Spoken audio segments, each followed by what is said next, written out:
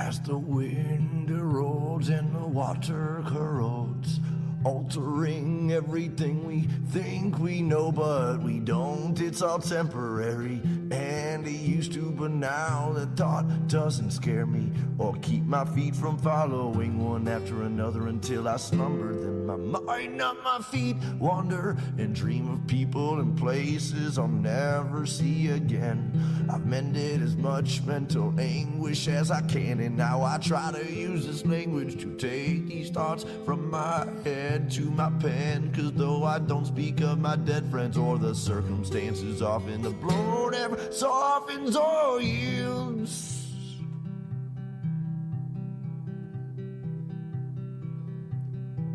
I'm in a desolate field, lonesome stargazing, night blazing, chasing traces of remembrance and reverence of relevant friends and acquaintances, and faceless and nameless names and faces. And while my mind is racing through these photo albums and quotations, all these people and places far from me, for only land and stars I see when I'm outside of the Mile High City, which is not my city, for I was born 1,000 miles northeast of there in the land of beer and lakes and pistol fire on MLK's birthday, where there is no minorities and segregation's mandatory. But that's a whole nother story altogether, and no matter the weather or hardships that any place brings, I'll still laugh when people shiver and say it's freezing, or say, hey, no, wait, I already had 18 mixed drinks, but I guess it's a Midwest thing, and I'm a mess from a dirty city and brought most of this filth I've gathered with me. Here we are, episode 26 of Experienced Andy Weins Live. This week, we're going to get back to the basics. I'm going to give out some methodologies that work best for me in understanding the world around me, understanding the people around me, and then ultimately going out and seeking what I want to get out of this world. Coming up after this verse.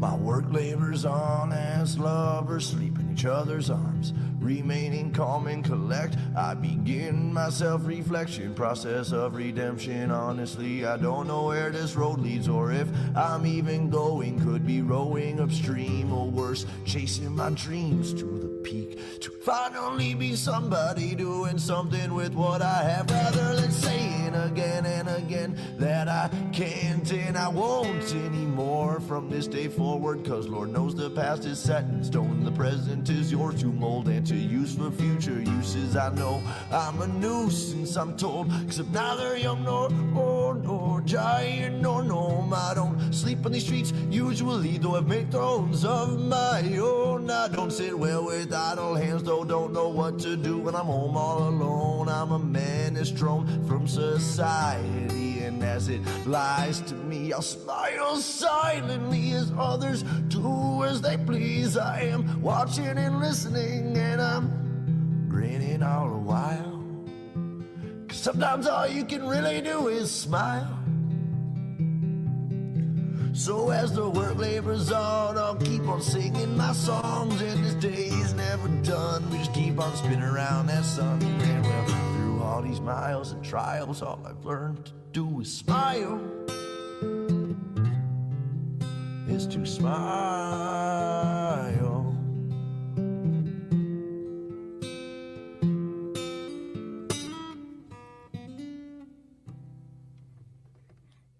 Welcome to another week of Experience Andy Weins Live. This is our opportunity to put 15 minutes into ourselves each and every week, and I thank you for joining me. A couple things. Let's get to the good stuff first.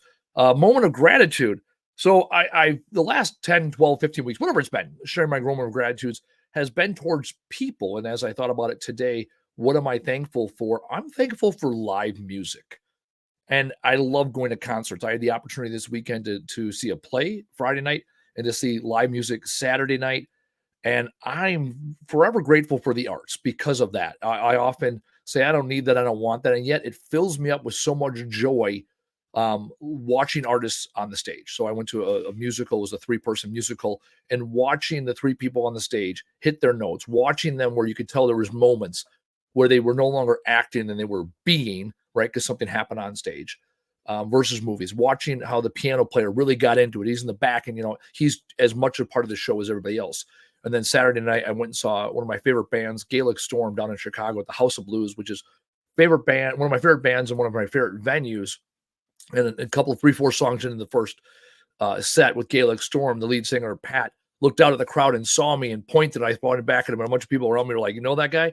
I've probably been to 50 Gaelic Storm shows, from seeing them at Irish Fest 20 plus years ago to seeing them 3 or 4 times a year between Irish Fest and when they come through Milwaukee and Chicago every year around St. Patty's. And I always look forward to it, and I feel this renewed sense of energy.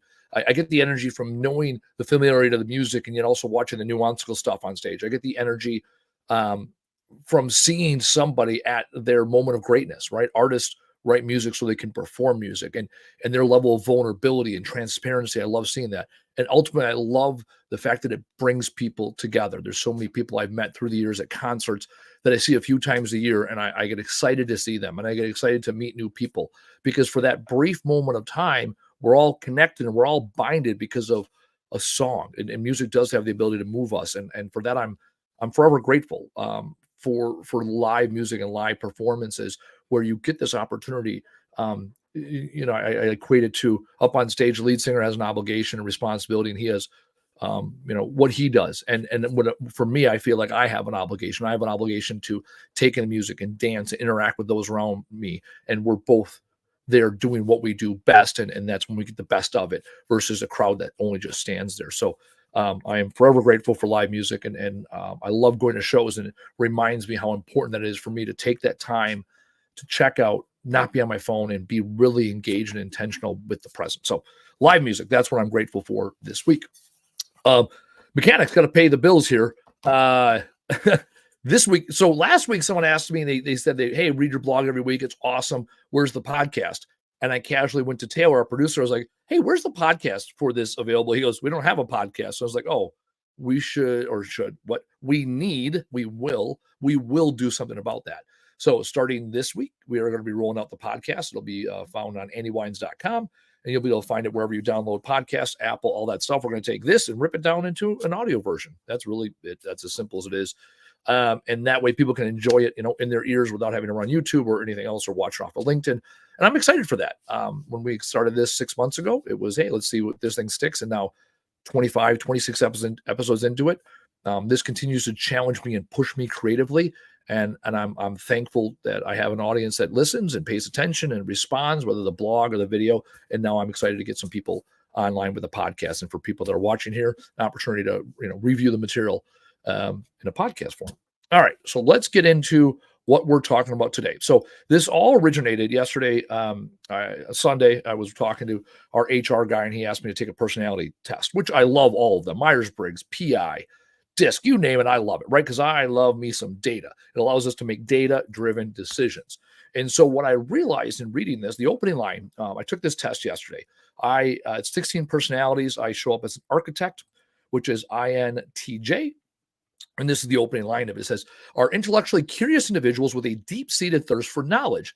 INTJs tend to value creative ingenuity, straightforward rationality, and self-improvement. They are consistently working towards enhancing intellectual abilities and are often driven by their intense desire to master any and every topic that piques their interest.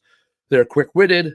They have ability to think for themselves, not to mention their uncanny knack for seeing right through the phoniest and hypocrisy. And it goes on, and essentially says that people with our personality type for sure use data and analytics and thought, right? Rationale, qualified, information versus emotionals or feeling or being intuitive.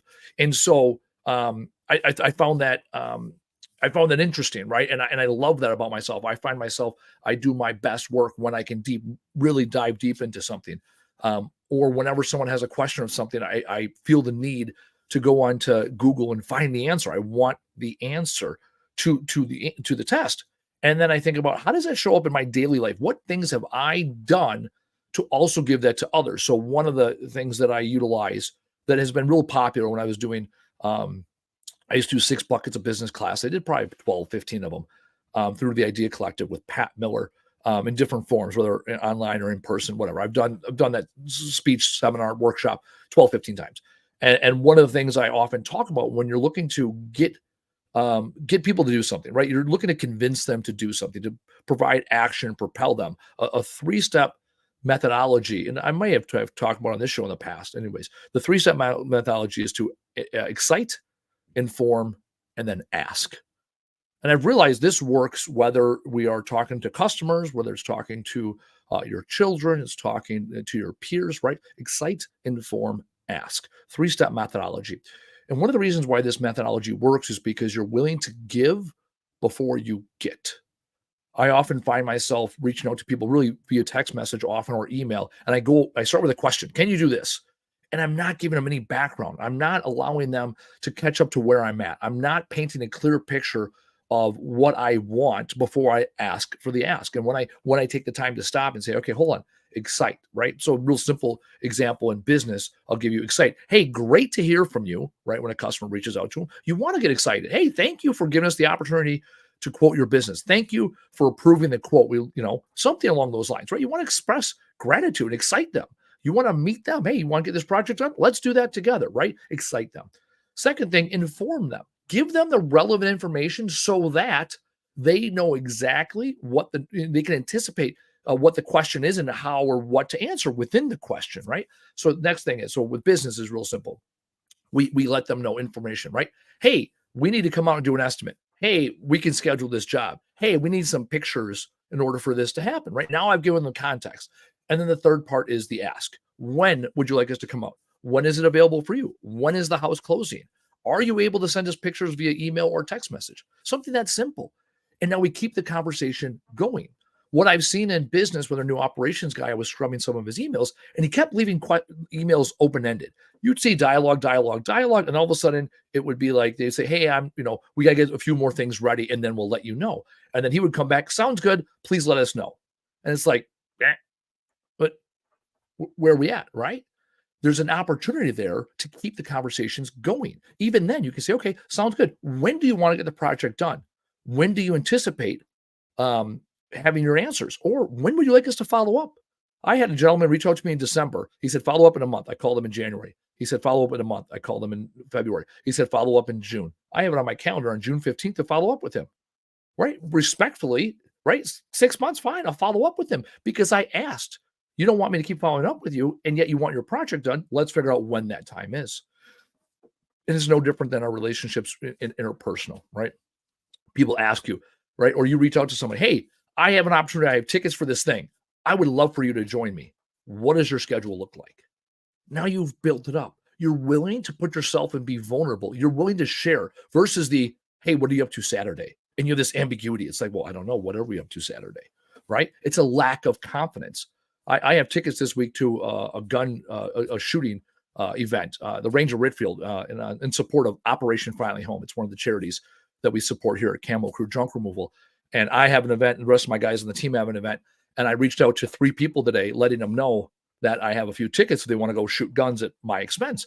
And with all 3 of them, I laid it out very simple. And 2 of the 3 that got back to me right away knew exactly the dialogue was there. It wasn't this ambiguous, like, "Hey, what are you doing Thursday? Hey, do you have plans on Thursday? Hey, I don't mean to be too much of a bother, but if you're not too," no, get right up front, right? "Hey, this is the opportunity. This is what it looks like. Do you want to be part of it?" Excite, inform, ask.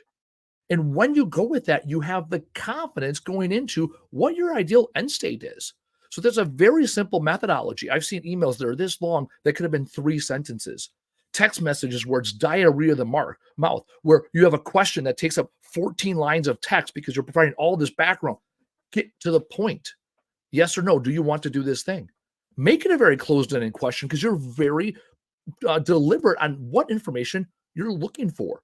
And in order to make a very informative, deliberate, closed-ended question, you have to give the background and the context. And that's one of the challenges I even see in the dating world. I haven't really been dating in a number of years, and yet I watch stuff online, and just like you have these 2 people that are just dodging, or you hear about, they're talking, chatting, and then they stop talking. It's like, well, for fuck's sake, at some point someone say, "Hey, I think you're attractive. I really want to go out with you.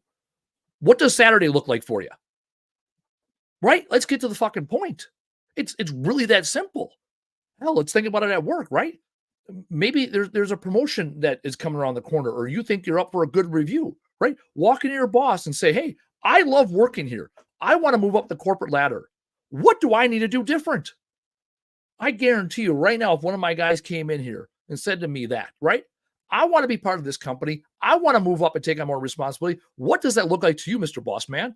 I would say, cancel my fucking meetings, shut down my computer. Let's sit down. Let's get to the whiteboard and let's look at, right? Next 30, 60, 90 days, start, stop, continue. Where are you at? Where do you want to go? How do we get there together? Like that. Now, we put things in place like that. We do reviews every 90 days. And yet, if an employee comes in off cycle and wants to have that conversation, let's fucking go. I'm excited, right? It can happen in your personal relationships with your significant other, right? Hey, this is what I want to get out of life. This is where I want you to be, right? What do we need to do to get there together?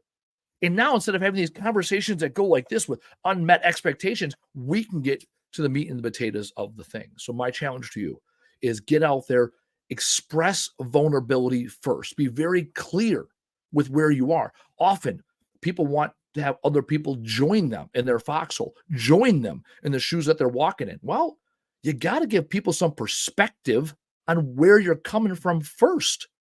When you start with a question, ambiguous, people are lost in the fucking battlefield of life and they're tempted to fucking stand in a landmine. This is your opportunity. Paint a very clear picture. Have the confidence to know where you're at and where you want to go.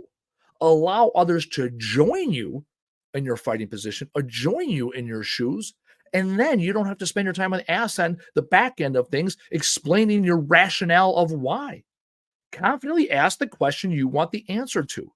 And when you do that, the people around you will have a tendency to want to follow you because you are a leader in that moment. You made it very clear what your expectations are. You made it very clear what success looks like to you. You made it very clear what will fill your cup. When you do not do that, you leave people ambiguous. And when people are ambiguous, they have apathy. All of a sudden, it's like, well, right? What are we doing here? That's why we have this generation of the quietly quitting. People that come into work and you know they're disinterested, you know they're disengaged, and yet you're not going up to them like, hey, employee, we like having you here. We want you to do well. What do you want out of your place of employment? What's the top priority to you? What do we need to do today so that you're going to be here in 5 years? Not like, okay, well, hold on, they're good. Don't fuck with them, right? And when you have those conversations, you start removing all these ceilings that maybe people have in their own eyes. You start reducing this barrier and this stigmatism that we can't have an honest conversation because we can. And when you start modeling that behavior, you'll realize how few words really matter. I'm a man of words, we know, right? Words fucking matter. Shameless plug. I love words. And what I realize is often the least amount of words is the most that are necessary. And when you use less words, you paint a very clear picture of where you're at, where you want to go, and what you need from the other person. So my challenge to you this week is very simple. Look at you as you interact with others, even to a certain extent yourself, right? What excites you? What information you need so you can ask yourself that question? What's stopping you from going where you want to go? What's stopping those people from joining you with where you want to get in life?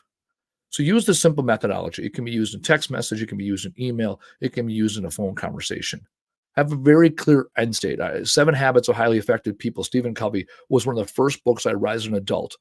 And begin with the end state in mind is one thing that resonates with me every day. The two of the 7 lessons that I take away, I remember this. It said, hey, take of these 7 lessons, take 2 or 3 with you the rest of your life. Figure out which 2 they are. And so for me, it's been very simple. I knew then 12 years ago, 13 years ago, when I read the book, as I do now, which 2 or 3 lessons really resonate most with me. Sharpen your saw, which goes right in line with my INTJ personality type that I'm consistently enhancing my intellectual abilities and often an intense desire to master any and every topic that piques my interest, right? That's why I do this. Every week I do this, I come up with a topic. Every week I challenge myself to sit here in front of the mic and say, do I have 15 minutes worth of relevant information that others are willing to listen to? Am I going to make a good use of 15 minutes of somebody's day today, right? That continues to challenge me. So I'm continually challenging to sharpen my saw. And then the second thing is to begin with the end state in mind. My end state for doing this show is to get out and get in front of people and share the information I have that I've been attaining through the last 40 years of my life so that I can make the world a better place. My why is very simple: to be so authentically myself that others feel the need to be themselves. This week, the opportunity is simple. Take the time to figure out who you are, figure out what drives you, and then fill in the gaps with the people and the methodologies that are a best fit for you, because it's not necessarily a strength.